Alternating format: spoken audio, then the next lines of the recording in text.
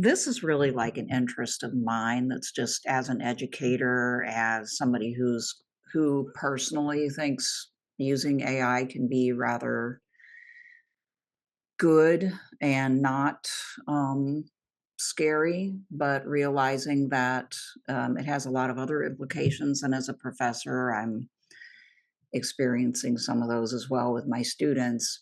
I wanted to have this conversation with Stephen. And I bet you that my, like, concerns and also my hopes are probably somewhat similar to a lot of other people's, um, on this call and people that will be listening to this later. So the first thing I wanted to do was introduce Stephen. I actually met him when he invited me to his YouTube channel, Democracy Delegitimized. It's his podcast, and you can find it on YouTube. I'll link it when Uh, we make the. Democracy demythologized. Why did I say? That's a Freudian slip right there. There we go. Yeah. Maybe I should Demythologized. change it. That's another good title.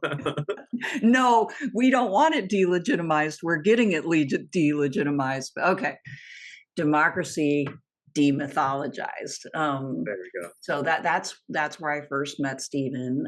He's also the author of Ethnodata. It's a blog, and so those two things both interested me. He's an anthropologist, but he has a background in both math and anthropology.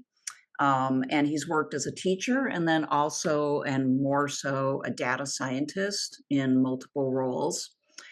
He has a master's in anthropology from the University of Memphis, in which he underwent an award winning practicum in machine learning as part of an ethnographic project.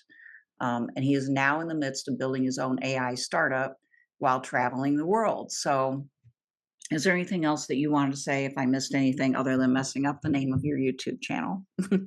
No, I guess thank you for having me. I mean, that's a pretty good summary. I guess I'm both an anthropologist and a data scientist, and looking forward to this conversation.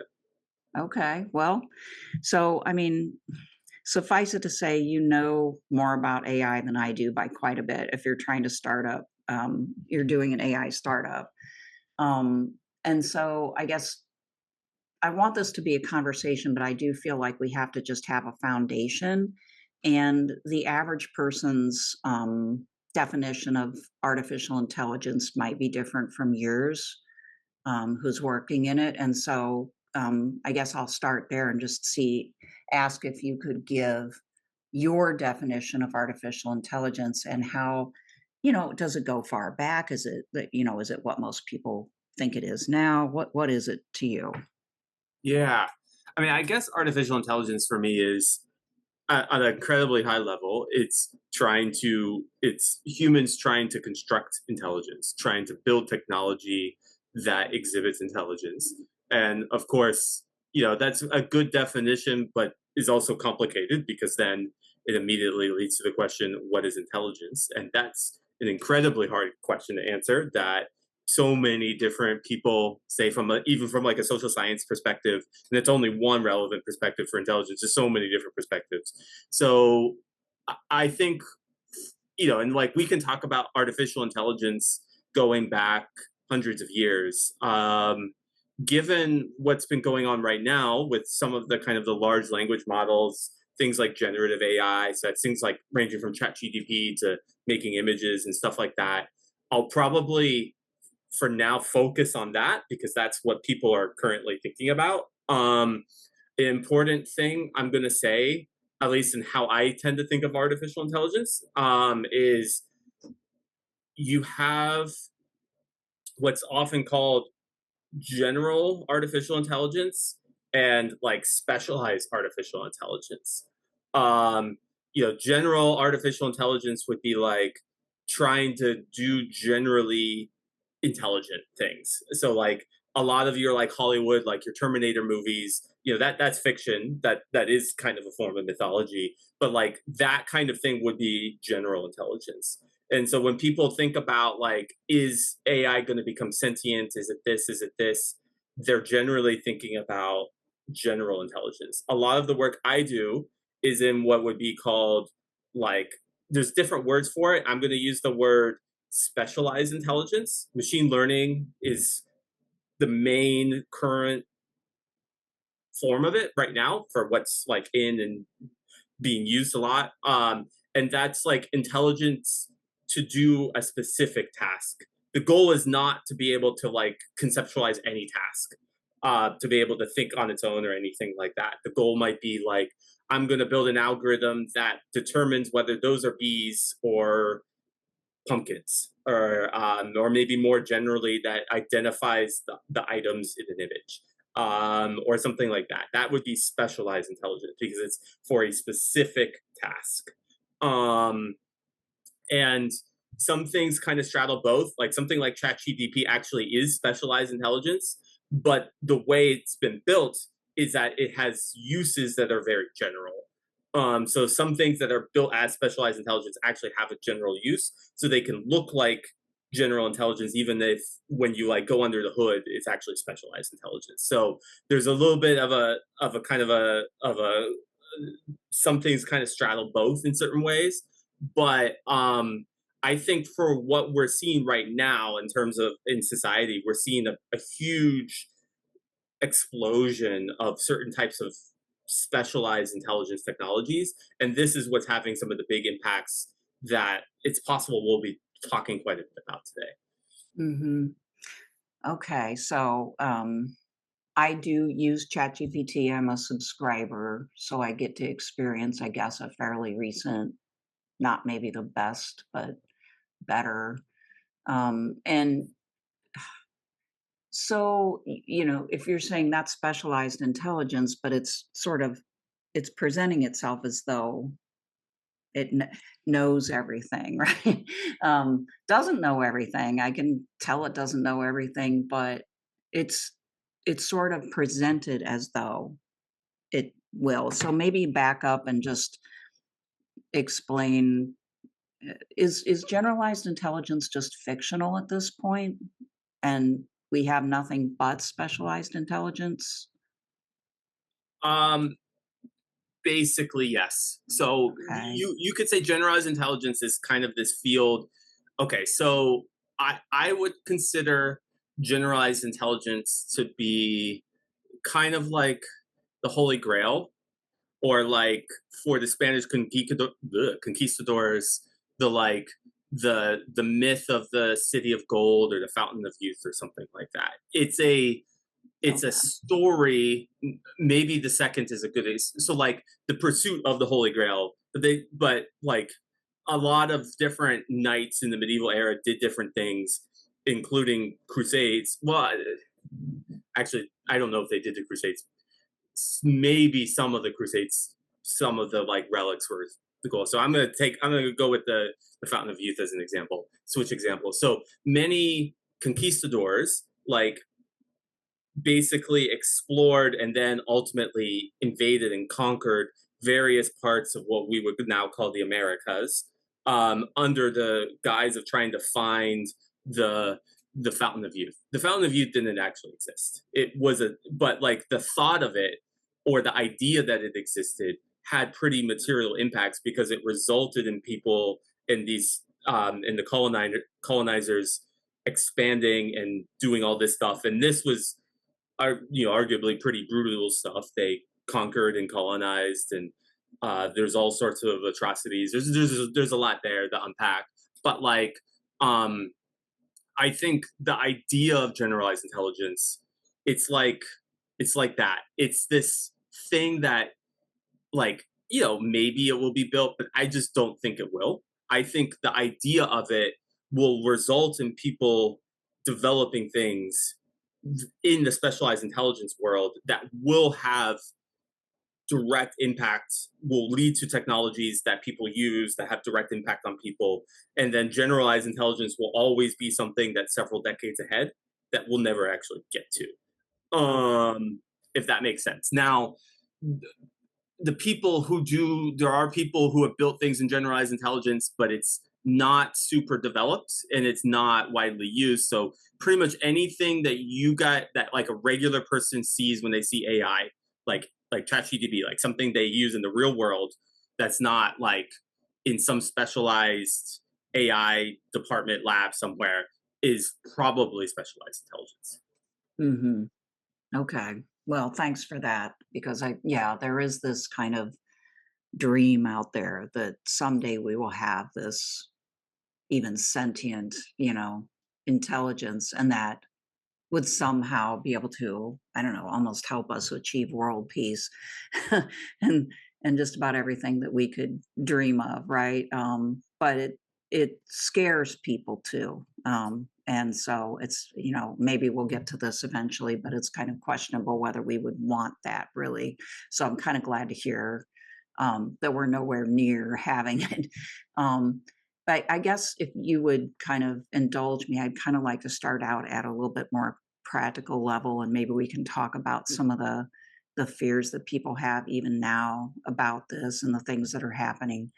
Um, you know, one of the biggest things that I worry about is de-skilling, and that we might end up with unemployment, even amongst white collar people as a result of artificial intelligence being able to do things that they used to do, whether it's translating or teaching certain medicine. You know, let's face it, like a lot of people, when they go to the doctor, all they do is see a nurse practitioner who artificial intelligence could probably do a better job than most people's visits to the doctor, for instance, even now. Um, Programmers, some some programming. I mean, even my job, right? So, would you mind starting there and just kind of giving me your thoughts on that? Do you worry about that? Or do you see it as, this technology will unfold new opportunities for people so we can keep our economy going? Yeah. So eh, I actually see and agree with aspects of both sides. I worry about it, and I do see some positive aspects. Um, I I actually want to take a step back with the worry, because I think the fundamental problem is not the technology. I hate to just start here, but it's not the technology, but it's capitalism. Like a very social sciencey way to start. But like, I think what you actually, I think, phrased this really well in our conversation. At one point, we didn't go into the details of this side because we were talking about like a totally different topic.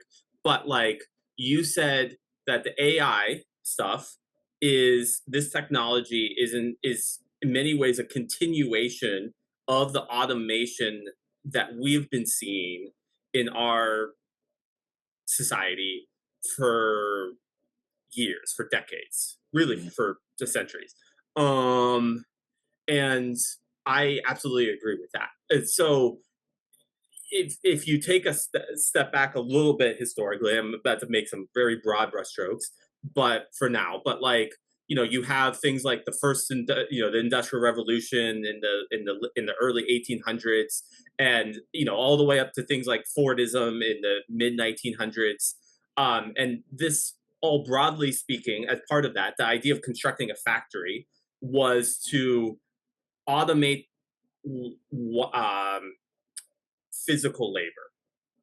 Mm, And there's all sorts of reasons, but like one big one was to do it at scale, to be able to basically mechanize the process of making of physical work, to do it at scale. So suddenly your job became to screw in this Ford assembly line, it became to screw this bolt, screw this bolt, screw this bolt. You're now a mechanized process of the machine.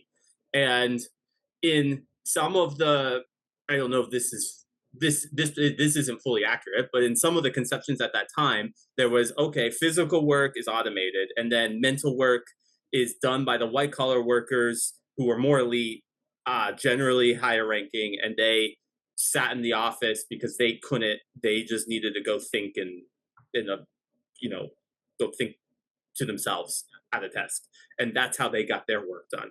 mm, But over the, especially since like in the second half of the 1900s and this century, So for the last 70 years, we have been seeing tremendous amount of automation of white collar work. And that has almost involved mechanizing the process of thinking. Mhm. And you get discontents of that. I mean, if you look at some like 90s movies, ranging from like The Matrix to Office Work, um, or is Office Space, that like you get incredible, like, this is boring, it's draining, it's lifeless.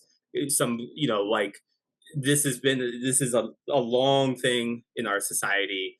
I tend to think of AI, the current AI technology that we're seeing, as a continuation of it, that could also, of this process of trying to kind of automate both work and particularly thinking work in a way that makes that that is both kind of mechanizing and maybe dehumanizing, but then also to, does it at scale to make more profit. Um and I think that from that perspective, the current AI technology is a continuation of it, and probably also a qualitative jump. So it's not just like it's the next thing, but it's allowing the forces that in our society that want to do that to do it even more. Yeah. And from that perspective, it is worrying, but it's also like, I think the fundamental problem is this tendency within this form of capitalism. Mhm. And um I think ironically, if we didn't have these social cultural pressures or values or this impetus to automate, we either wouldn't see the current AI technology, or the AI technology we'd be seeing right now would be very different. Because I think it's very much built in mind to kind of streamline aspects of this thinking process. So that's kind of where I would start. That's a bit of a high level answer, but yeah, what are your thoughts? Okay. Yeah. Well, I mean, oftentimes I just think this is going to make capitalism implode eventually, right? It's built on a certain number of people consuming, and an awful lot of the consumption in our society is done by the middle and upper middle classes, and most of them are white collar workers. And that process that you've been describing of constant competition, and then mechanizing and automating more, leading to another vicious round of competition. It continually throws people out of work. It has made them reskill an awful lot, but there's kind of an end to that when you get to the point where automation is even removing white collar jobs. So no longer can, if you're a blue collar worker and you no longer can do that, can you hope to get a degree that will, or training that will put you into a white collar job where you can then be secure, if these things are also, up for grabs? And there comes a point where it seems like we might not have enough people able to participate in the economy to keep the economy going. It's almost like automation, I guess I wouldn't say almost like, automation points to socialization in a way, right? Like Hmm. it would only seems like it would only be beneficial ultimately to average people if we didn't have an economy that was so hell-bent on, competition, that it damaged the very people that it's serving. But I don't know, have you had thoughts along these lines that we're basically gonna automate ourselves out of capitalism in a way? Yeah, I definitely have. Before I share my thoughts, I did want to ask, what did you mean by socialization when you said automation leads to socialization? Like socializing the economy. In other words, some form of socialism, just out of necessity to redistribute material benefits.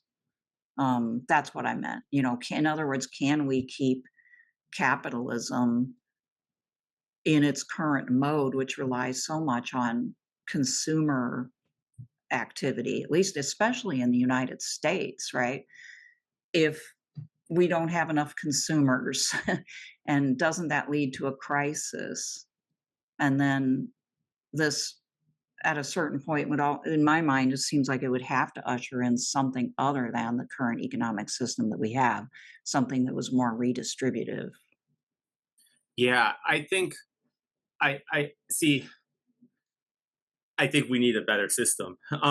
Whether I think the current system will actually collapse is a bit. I might be a little more pessimistic about it because it hasn't collapsed in the past. But so like this reminds me of, um, I guess now that we're critiquing capitalism and talking about things like socialism, like Karl Marx himself had an idea that like basically capitalism would like almost funnel wealth into fewer and fewer people, and then Mhm. and things like the capitalist manifesto, this might be hyperbole on his part, but it's almost like into like one or like two or three people where they have all the wealth and nobody, and he's like, that's not sustainable, and then there'll be a revolution like that will inevitably lead to a revolution.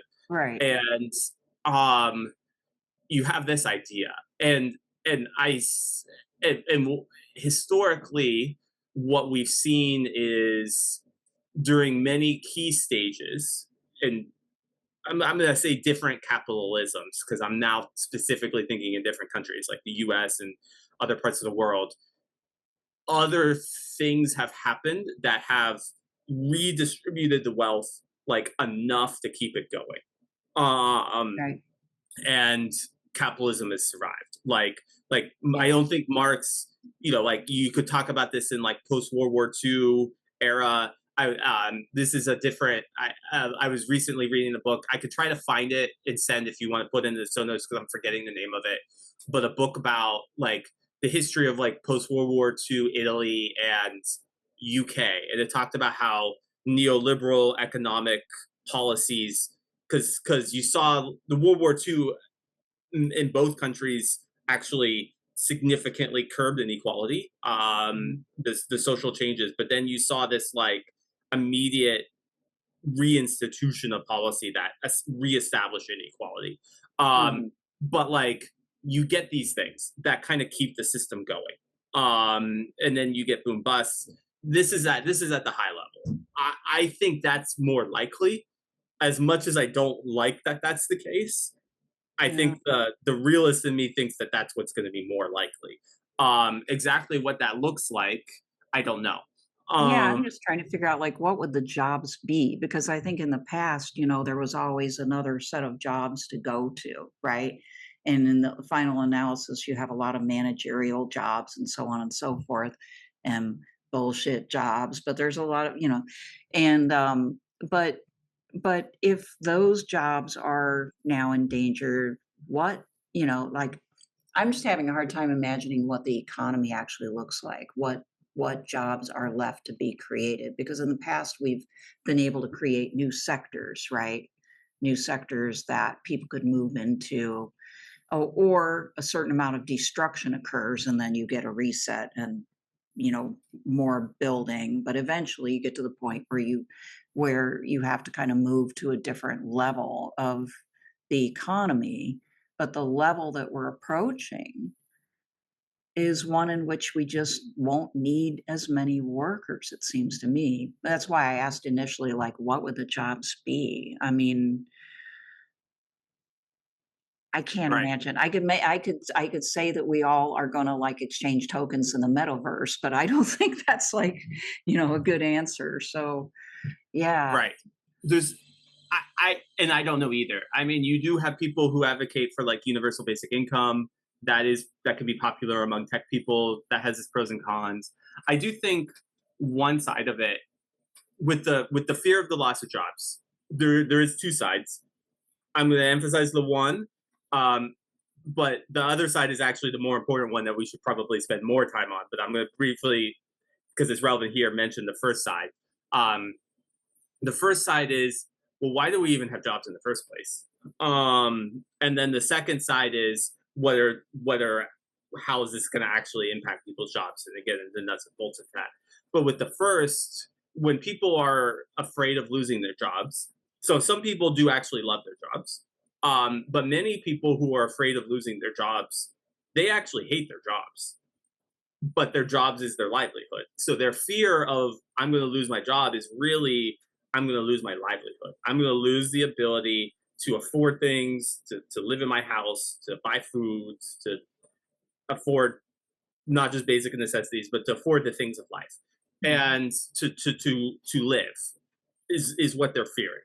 And in our society, that gets the ability to live gets manifested as a job, and that in and of itself, and then and that forces people into this kind of mechanized process where um I think because of that, we're not going to see an end of jobs, because we'd have to actually significantly reconstruct our society to to to do that. What's going to happen is we're going to see the reinvention of work. In some fields are going to go away, but we're going to see the reinvention of work. It's and as an automated in this new phase of the automated process. I mean, a lot of are still a part of the automated process. You know, people as a data analyst maybe build reports that nobody looks at. Like that's a they're a cog in the machine, and we're gonna see probably a continuation of that, and it's sad. Um, Maybe I did see a comment, so I did want to look Oh, at this yeah. real quick.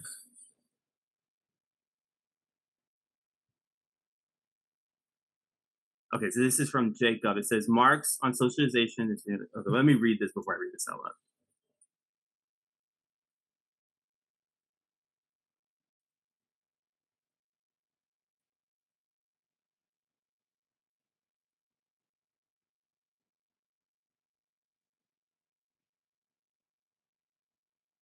And Jacob, you're welcome to pop in. Yeah, Jacob, do you want to explain what you're thinking here? Honestly, I think some of the things I said connected to this, the things I just said a second ago. But maybe what do you, if you're up for it, what do you mean by direct force of production? Sorry, I'm working, I'm multitasking. But that just the when Laurie, when you this was in reference a while back when Laurie, you mentioned like the socialization of labor, Mhm. right? And if we're gonna this is Marx's fragment on machines, which is like infamous for anybody talking like tech stuff from a Marxy lens. The italicized is not me. That is just from like whatever Marxist.org or wherever I got the quote. But mainly I wanted to the social knowledge, right, has become a direct force of production. Like I mean, when we think about the way an LLM operates, regurgitating uh, you know, tokens off of, previous cultural products, right? Basically what we're getting spit out back to us is a totally socialized product. Which is one way, like when you were talking, Lori, I don't know if that's how you Mhm. meant it, but when we think about I mean that it's almost one to one with the way Marx talked about the general intellect as this kind of all of the knowledge of society coming down together. You get Wow. habits and Yeah. traditions passed on and everything else. Yeah.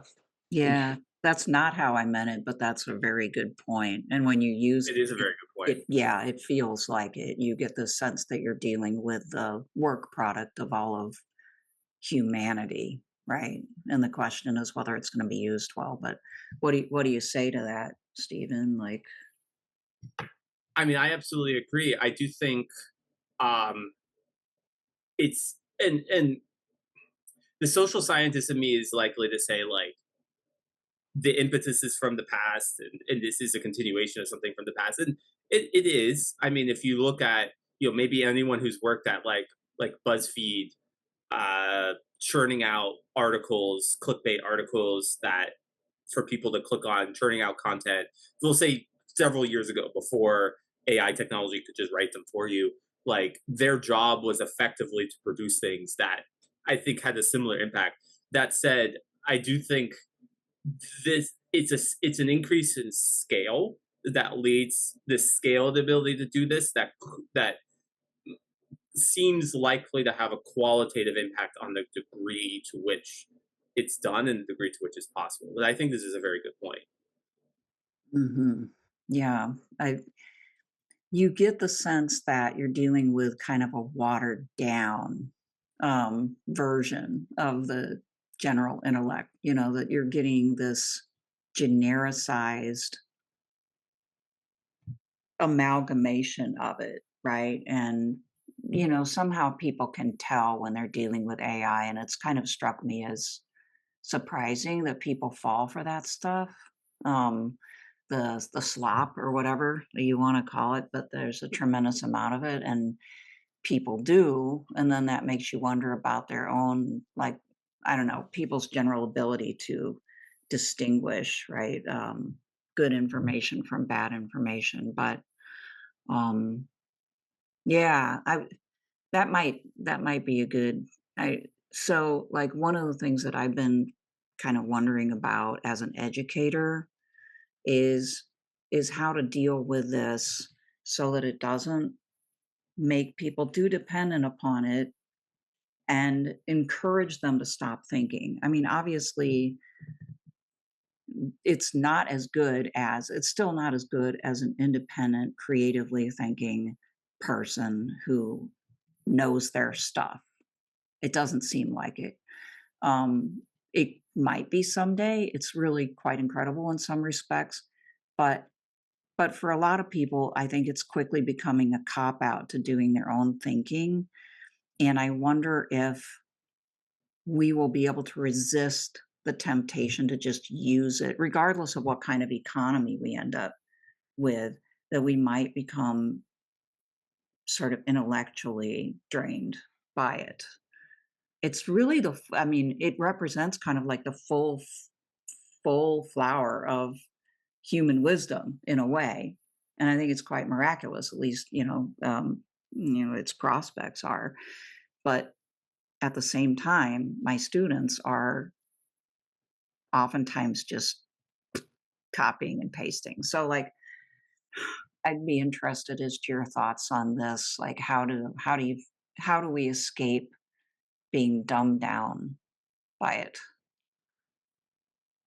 Yeah, this is a very good question. And maybe before I share my thoughts, I do want to ask, what's it like what's it been like in the classroom for you as a professor? Or like doing things like assigning papers, uh, given ChatGPT and all this stuff? Yeah, well, it's kind of like a battle. Now there's two levels of students, it seems like. One level of student is still very much kind of almost old fashioned, very much into doing their own work, learning a lot, applying themselves, being nimble on their feet. So that still exists. And you can pretty much count on those students to not abuse AI profoundly.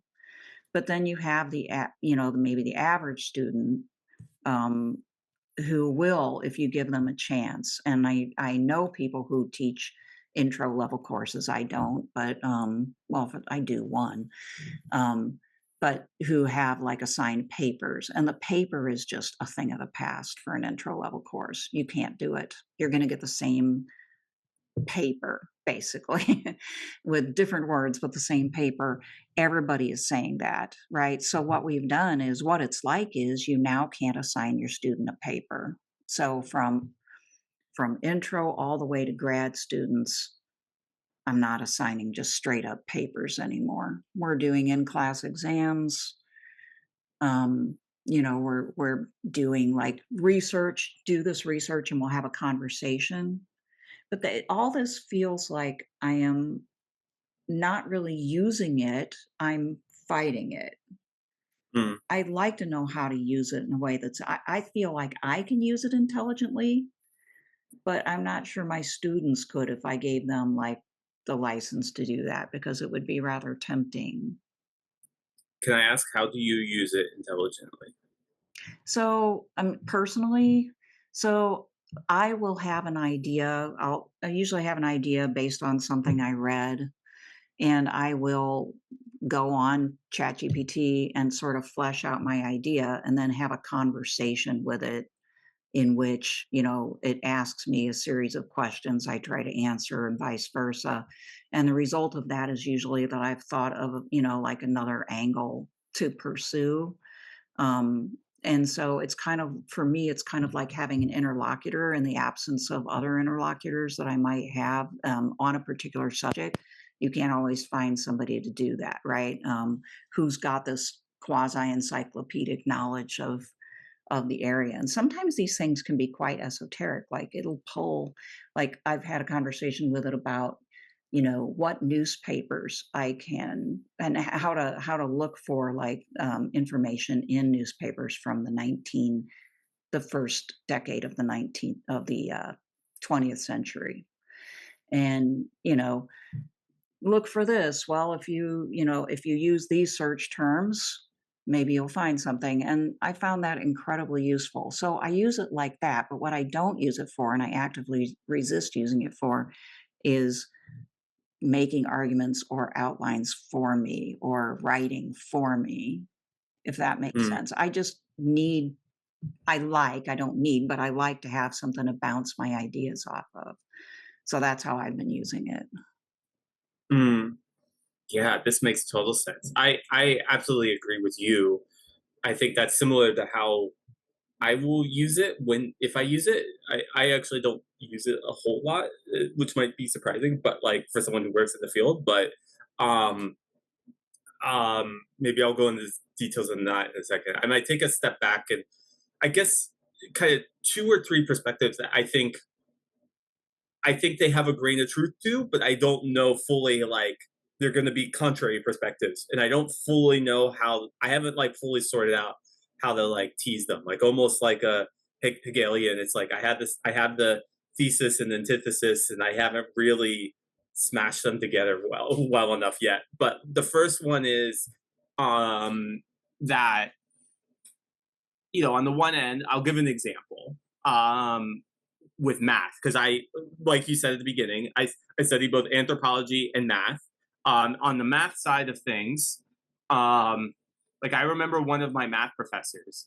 He was a little bit of an older professor. He had been teaching for 40 years at the time that I was there. So he's now retired, but he was talking about how when he was a student, probably in like the 50s or 60s, he like they had to do all of the calculations by hand. And so like, what is the square root of 2? He was showing ways to like figure out the square roots by hand. Like what's the square root of 2, what's the square root of 5, to be able to calculate that. And they had come up with all these processes to be able to kind of do that in the moment. And he's like, we don't teach this now because you guys have calculators. Calculators just kind of do this for us. And he was talking about how like calculators completely changed math, or what it meant to study math, or how to learn math. Because at that time, you had to learn all this stuff, these like types of calculation techniques that we now just use a calculator for. And at the time, people were like, oh, this is going to be the end of math. People are not going to develop the math skills, yada, yada, yada. And that proved false.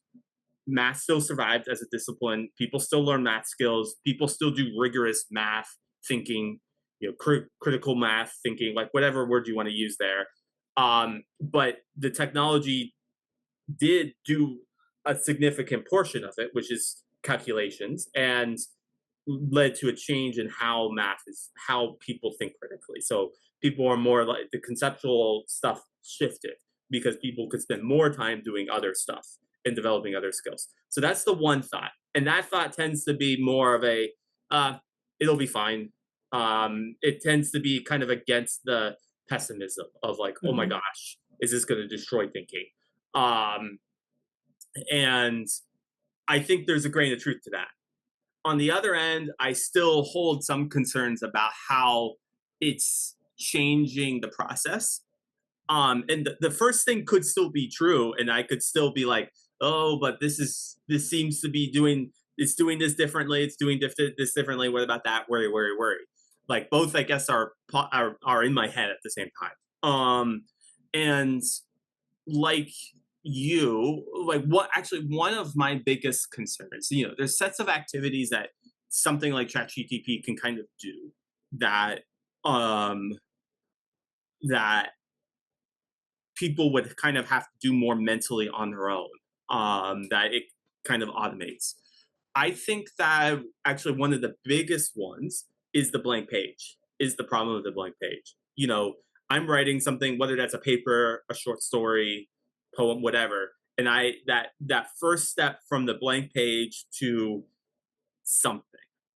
Usually, I often am one that will kind of do pre-write and then use that to write a draft. Sometimes I'll just free write something and then use that to form my idea and then maybe completely throw it out, but like refine it and end up using none of it by the end of the when I actually am done with the piece. But like that process is super important. There's a set of skills, and ChatGPT seems to basically like there's a lot of thinking when you go from that 0 to 1, when you go from that nothing to something, to some words on the page, to then be able to refine. And I think ChatGPT just kind of does that. So like if I'm writing, way back in high school or college, I'll give an English example. I'm writing a paper about, what's your favorite novel? Oh, what's my favorite novel? God, I don't know. You know I what? I just read that or listened to as an audiobook A Tale of Two Cities. So I'll use that. That's a good Okay. like common high I don't school really college have one, so piece of literature. okay, A Tale of Yeah. Two Cities. All right. So, I'm tasked with writing a paper on A Tale of Two Cities. Say the prompt is like something like what are the key themes of A Tale of Two Cities? Mhm. I actually have to sit down and think for a while and be like, here's this story. All this stuff happened in this story. And man, a lot of stuff did happen in that story. What is the themes? And I might be like, well, here's a theme, here's a theme, here's a theme. Are these the main themes? Or are these just kind of small things I noticed in that chapter? And I have to like do all that. Mhm. And from that 0 to 1, this is stuff necessary in writing that paper. And that's some of the key thought process I go when I go from the blank page to something, right? Right, right. Well, ChatGPT, you could just be like, what are the key themes of of Tale of Two Cities? And it will synthesize a lot of people's thoughts on it. Yep.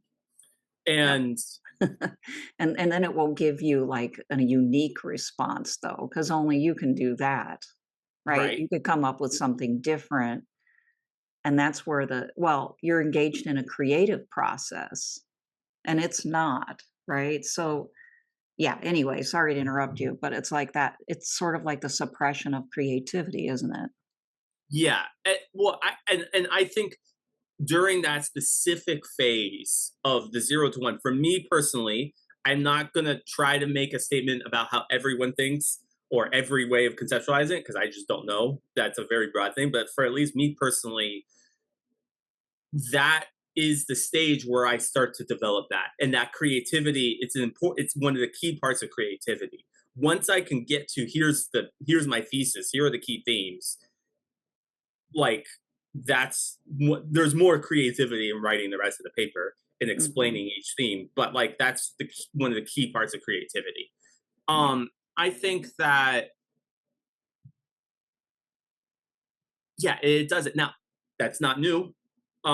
It's not entirely out of nowhere. Like for example, there are in like back when I was a boy, no, when I was when I was in high school, I could Google search Tale Two City Spark Notes and I could look up Spark Notes and there would be a page of the key themes. And it could give me a bit of a sense that's probably a decent synthesized sense of what the general literature has to say the key themes are of that work.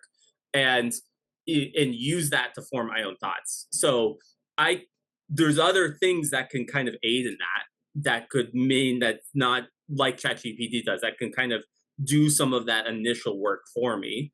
It's not entirely new. I mean, Wikipedia is actually another good example.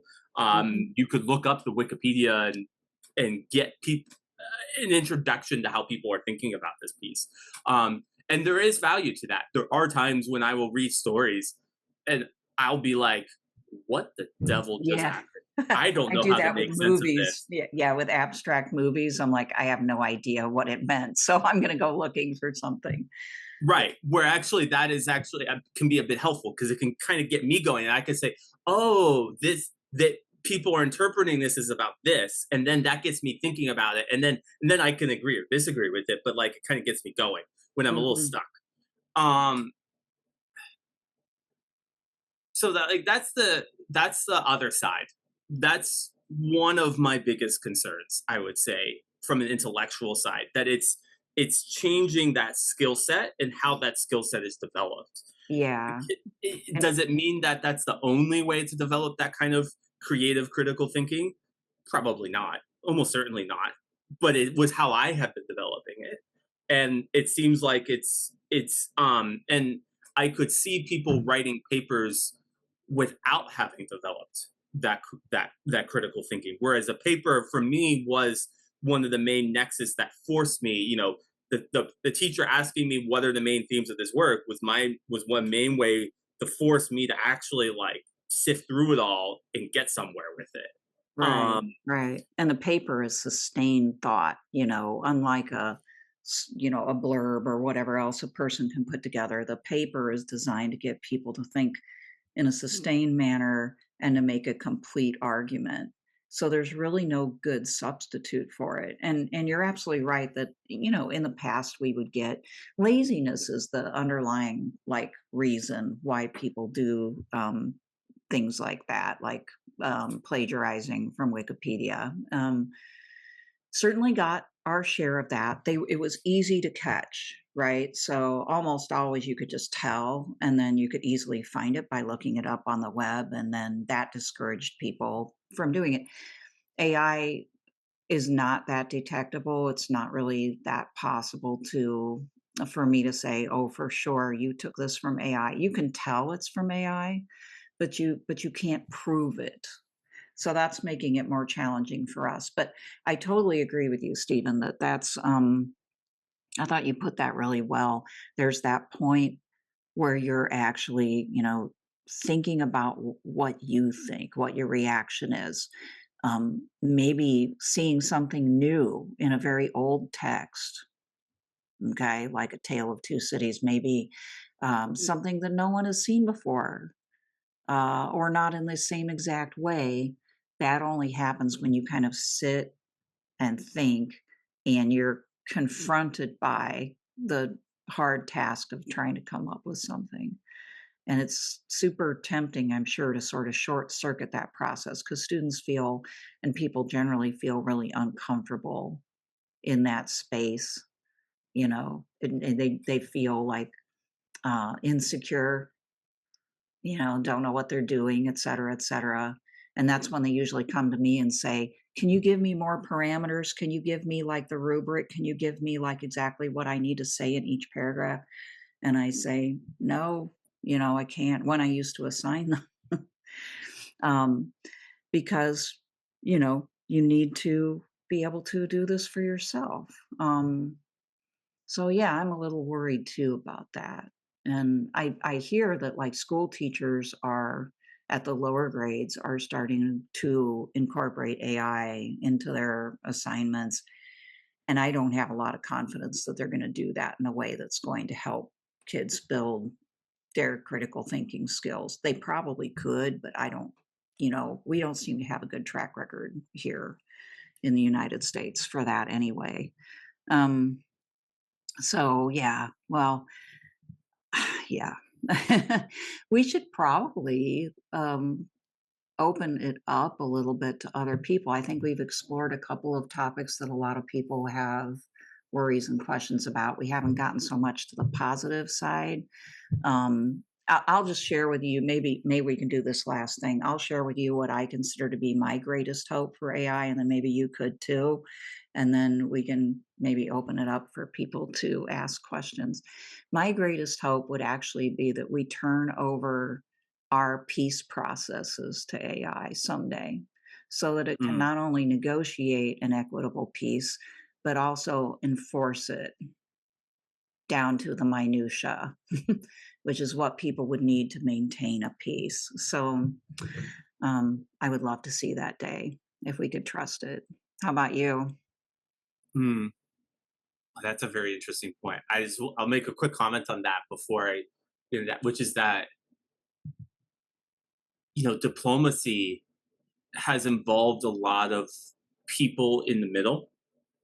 Um, I was reading it there was a while ago I was reading in The Economist, of all places, like an article that was effectively an ode to translators.